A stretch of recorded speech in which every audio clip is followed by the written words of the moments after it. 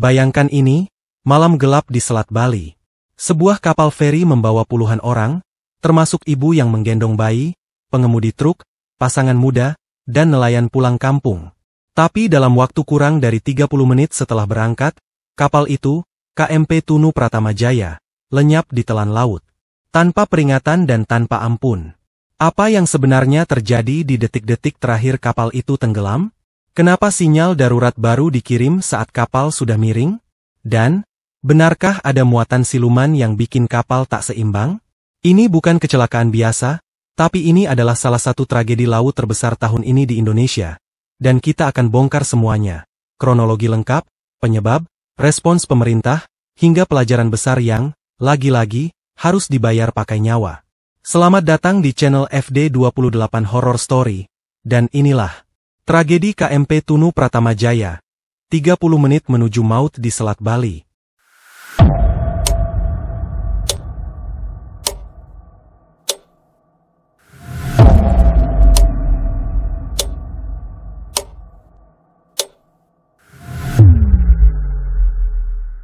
Di balik pemandangan indah Selat Bali, laut biru yang memisahkan Jawa dan Bali, tersimpan jalur pelayaran yang padat, nyaris tak pernah tidur.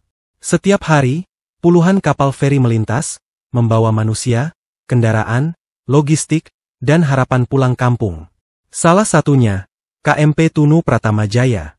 Kapal ini bukan nama asing di rute Ketapang, Gilimanuk. Ia beroperasi secara rutin sebagai bagian dari sistem transportasi antar pulau yang menjadi nadi ekonomi lokal. Fisiknya tak mencolok, hanya satu dari banyak kapal feri yang mondar-mandir nyaris tanpa perhatian. Tapi justru di situ letak masalahnya. KMP Tunu Pratama Jaya adalah kapal motor penyeberangan jenis roll-on roll-off, RoRo. Artinya kendaraan bisa langsung masuk dan keluar lewat ramp pintu. Dalam perjalanan tragisnya malam itu, kapal ini membawa 65 orang, terdiri dari 53 penumpang dan 12 awak, serta 22 kendaraan, termasuk truk-truk besar bermuatan berat. Rute Ketapang Gilimanuk sendiri hanya butuh waktu tempuh sekitar 1 jam. Dan karena sifatnya lintas provinsi, jalur ini menjadi salah satu jalur penyeberangan tersibuk di Indonesia. Tapi padatnya lalu lintas laut tidak diimbangi oleh peningkatan kualitas armada. Banyak kapal yang masih digunakan meski usia dan kondisi teknisnya mulai dipertanyakan. Beberapa tahun terakhir, sorotan mulai mengarah ke persoalan keamanan dan kelayakan kapal feri di jalur ini. Mulai dari kapal yang over capacity, muatan tidak tercatat, hingga standar keselamatan yang longgar. KMP Tunu Pratama Jaya, meskipun belum masuk daftar merah, ikut terjebak dalam ekosistem sistemik yang penuh kompromi terhadap keselamatan. Dari data lapangan, sistem inspeksi terhadap kondisi mesin, ruang pompa pembuangan, dan distribusi muatan seringkali hanya formalitas. Awak kapal bekerja dalam tekanan tinggi dan waktu singkat, seringkali harus menyeberang bolak-balik dalam 1 hari. Belum lagi cuaca tak menentu yang kerap diabaikan. Dan malam itu, kapal ini kembali menjalankan rutinitasnya, menyeberang dari Jawa ke Bali. Cuacanya pun tak bersahabat, angin kencang mulai terasa. Tapi bagi sistem pelayaran di sana, itu hal biasa. Yang tidak biasa adalah apa yang akan terjadi 30 menit kemudian. Malam itu, langit mendung menggantung rendah di atas pelabuhan Ketapang. Angin dari arah selatan mulai berhembus lebih kencang dari biasanya. Tapi di pelabuhan, suasana tetap seperti rutinitas malam biasa. Aktivitas bongkar muat terus berjalan. Di dermaga timur, KMP Tunu Pratama Jaya bersiap mengangkut puluhan penumpang dan kendaraan menuju seberang pulau. Tepat pukul 22.56 WIB, kapal dilepas dari Tambatan dan mulai melaju menuju Gilimanuk. Rute ini sangat pendek secara geografis. Hanya sekitar 4,6 km membentang di Selat Bali. Tapi jangan tertipu oleh jaraknya.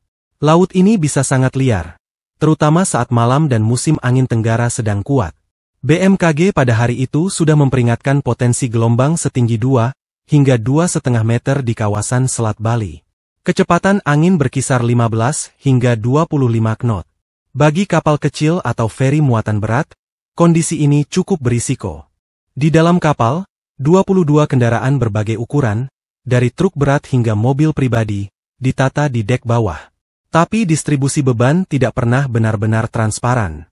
Data manifest hanya menyebut jumlah kendaraan, bukan berat aktualnya. Dan inilah salah satu faktor yang jadi sorotan pasca tragedi. Perjalanan awal berjalan lancar. Tidak ada laporan kerusakan. Tidak ada gejala miring. Namun sekitar pukul 23.40 WIB, sistem pemantauan pelayaran dan kapal-kapal di sekitar mulai mendeteksi adanya perlambatan kecepatan dari KMP Tunu Pratama Jaya. Di saat yang hampir bersamaan, sinyal dari ruang mesin menyampaikan indikasi kebocoran. 5 menit berikutnya adalah neraka yang datang cepat. Pukul 23.45 hingga pukul 23.50 waktu Indonesia Barat, lampu kapal padam sepenuhnya. Mesin utama mati total. Feri kehilangan daya dan mulai miring ke satu sisi. Tidak ada cukup waktu untuk evakuasi sistematis. Air laut masuk dari dek bawah, diduga lewat area lambung belakang dan pintu rampa yang tak tertutup sempurna. Pukul 23.55 waktu Indonesia Barat, kapal dinyatakan tenggelam sepenuhnya di perairan sekitar 7 mil laut dari pelabuhan Gilimanuk. Sinyal darurat sempat dikirim, tapi terlambat. Mayoritas proses evakuasi terjadi di laut terbuka, dalam gelap total. Data dari Srop Ketapang dan Srop Gilimanuk mengonfirmasi bahwa sinyal mara bahaya dari radio VHF Channel 16 diterima hanya beberapa menit sebelum tenggelam. Itu artinya reaksi darurat sangat terbatas, baik dari sisi kru maupun dari pelabuhan terdekat. Yang lebih mengejutkan lagi nih ya kawan-kawan, menurut catatan Basarnas dan KNKT, tidak semua penumpang tercatat di manifest secara akurat. Ada penumpang gelap, kendaraan tanpa identifikasi, dan potensi beban muatan yang melampaui kapasitas teknis kapal. Yang artinya, bahkan sebelum tenggelam, KMP Tunu Pratama Jaya sudah menyimpan potensi bencana, dari beban, prosedur, hingga kesiapan teknis. Jika kalian ingin tahu seberapa cepat bencana bisa terjadi di laut, inilah contohnya. Kurang dari 1 jam setelah berangkat, KMP Tunu Pratama Jaya hilang dari permukaan laut. Tapi mari kita bahas secara presisi mulai dari menit demi menit. Dari titik awal krisis hingga detik terakhir kapal itu tenggelam. Ketika Rabu malam hingga Kamis dini hari, koordinat akhir berdasarkan pantauan radar sekitar 7 mil laut dari pelabuhan Gilimanuk, di perairan Selat Bali bagian selatan berada di posisi awal. Laut Tengah Ketapang, Gilimanuk. Kemudian pukul 00.16 WITA, kapal sudah mulai miring secara tidak wajar. Kru kapal mulai mengirim sinyal darurat melalui radio channel 17 VHF, menginformasikan bahwa telah terjadi kebocoran di ruang mesin bawah kapal. Kebocoran diduga berasal dari sistem pompa buangan atau sistem pendingin yang rusak akibat tekanan air laut. Dalam laporan Basarnas, air masuk dari bawah dan mulai memenuhi ruang mesin dalam hitungan menit. Pukul 00.19 WITA seluruh sistem kelistrikan kapal padam, lampu navigasi mati, mesin utama berhenti bekerja dan alat komunikasi tak berfungsi. Ini yang disebut sebagai total blackout, kondisi paling kritis dalam situasi darurat laut. Tanpa daya, kapal kehilangan kendali arah dan menjadi sepenuhnya hanyut mengikuti arus laut. Pada saat ini, posisi kapal sudah miring lebih dari 25 derajat, menyebabkan sebagian kendaraan di dek bawah bergeser, memperparah distribusi beban. Pukul 00.20 hingga pukul 00.30 WITA, kapal mulai terbalik perlahan dari buritan ke haluan. Gelombang laut setinggi 2 hingga 2,5 meter menghantam sisi kapal yang lemah. Bagian belakang, dekat ruang mesin, lebih dulu tenggelam, membuat struktur kapal mengarah turun ke bawah dengan sudut tajam. Di dalam dek kendaraan, sejumlah truk diduga tidak dikunci dengan benar. Akibatnya, mereka meluncur bebas saat kapal miring, menyebabkan benturan internal dan mempercepat ketidakseimbangan. Pukul 00.35 WITA, inilah fase akhir, tenggelam total. Menurut laporan Srop Gilimanuk dan saksi mata dari kapal nelayan terdekat, KMP Tunu Pratama Jaya benar-benar tenggelam sekitar pukul 00.35 WITA. Seluruh lambung kapal masuk ke dalam laut secara vertikal. Bagian atas kapal, dek penumpang, hanyut lebih dulu, diikuti oleh ruang kemudi. Karena laut saat itu berada di pasang tinggi dan arus selatan deras, bangkai kapal langsung terbawa menuju kedalaman lebih dari 80 meter. Karena sinyal darurat dikirim hanya sekitar 15 menit sebelum kapal tenggelam, waktu respons sangat sempit. Kapal terdekat tidak sempat melakukan pengamanan atau bantuan evakuasi. Menurut data Basarnas, rata-rata waktu ideal untuk evakuasi laut minimal 30 menit setelah sinyal mara bahaya. Di kasus ini, kurang dari 20 menit. Beberapa hal yang menjadi pemicu fatalnya seperti kebocoran bawah kapal yang cepat menyebar, kemudian blackout yang melumpuhkan semua sistem, distribusi muatan tidak stabil di dek bawah. Cuaca buruk dan ombak tinggi mempercepat kapal terbalik. Yang terakhir adalah sinyal darurat terlambat dikirim. Operasi SAR melibatkan Basarnas, TNI Polri, KPLP, Syah Bandar, ASDP, serta nelayan lokal, menggunakan 15 kapal dan 1 helikopter, serta drone thermal dan ROV untuk deteksi bawah air. Hingga laporan terakhir terdapat 30 hingga 31 orang diselamatkan, beberapa ditemukan dalam kondisi tak sadarkan diri, sedangkan 4 hingga 6 jenazah ditemukan, sisanya 29 hingga 38 orang masih hilang. Kekuatan operasi SAR saat itu adalah total mobilisasi laut dan udara. Siapa saja yang turun tangan? Ada Basarnas, Badan SAR Nasional, TNI AL dan Polair, KPLP, Kesatuan Penjagaan Laut dan Pantai. Ada juga Syah Bandar Gilimanuk dan Ketapang, ASDP Indonesia Ferry, ditambah nelayan lokal, yang tanpa perintah langsung ikut turun mencari korban di tengah laut malam.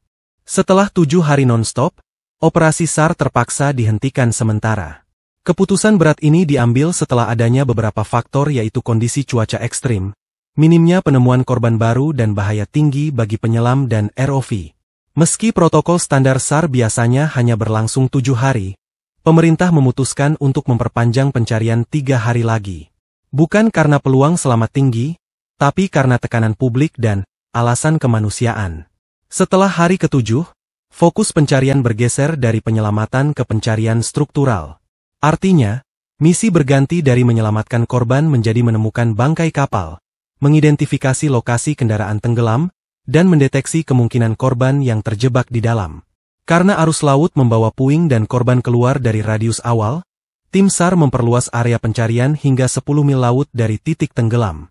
Lokasi mencakup perairan selatan Gilimanuk, zona dalam dekat Palung Selat Bali, dan area permukaan tempat pelampung dan serpihan ditemukan. Tragedi KMP Tunu Pratama Jaya bukan cuma soal ombak tinggi atau cuaca buruk.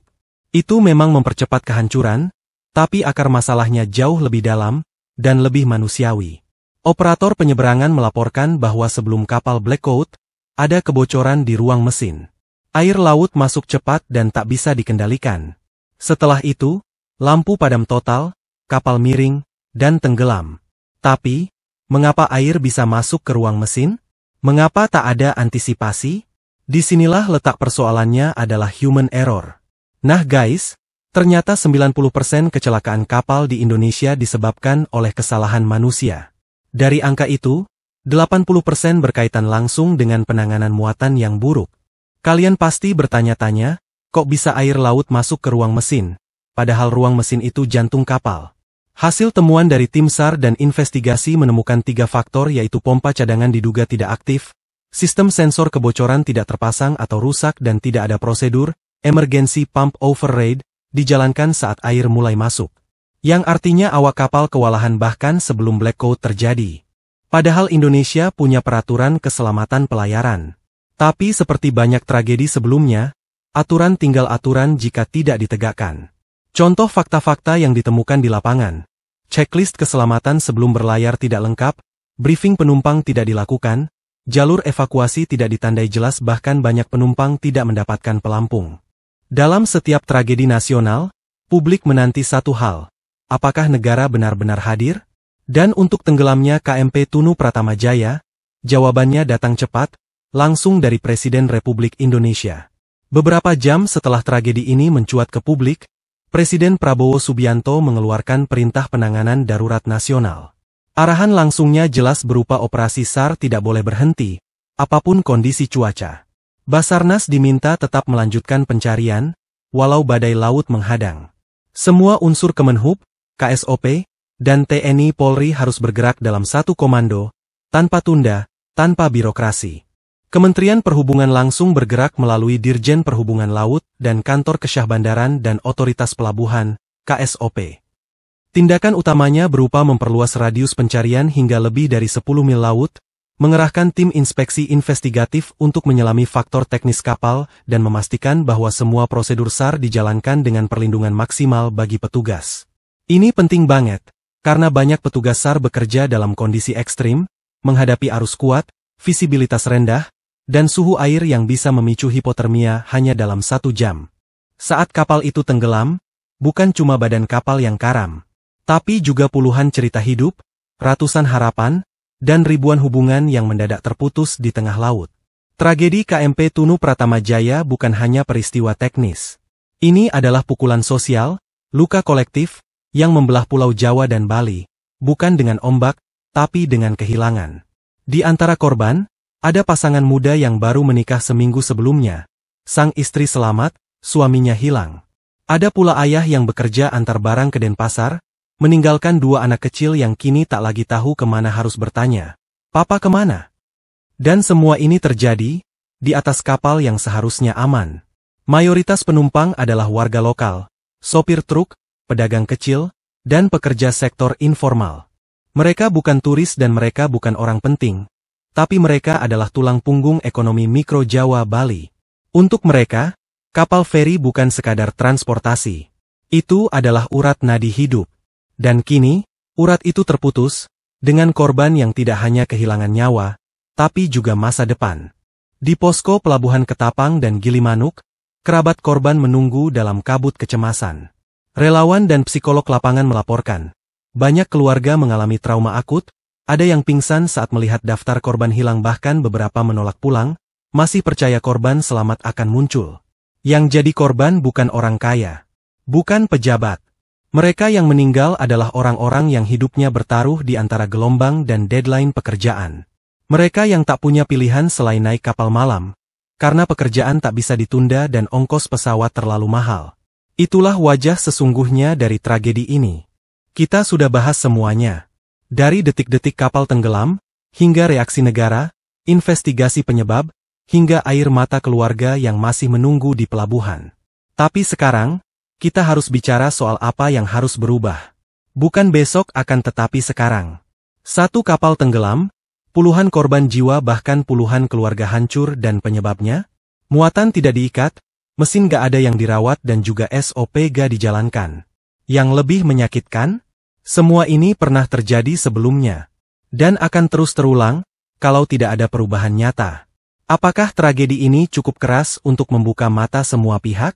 Atau akan tenggelam bersama berita-berita baru? Karena kalau kita lupa, kalau kita diam, akan ada KMP berikutnya. Dan korban berikutnya bisa saja kita, saudara kita, atau anak kita. Terima kasih sudah mengikuti kisah ini sampai akhir. Jangan biarkan tragedi ini hanya jadi tontonan.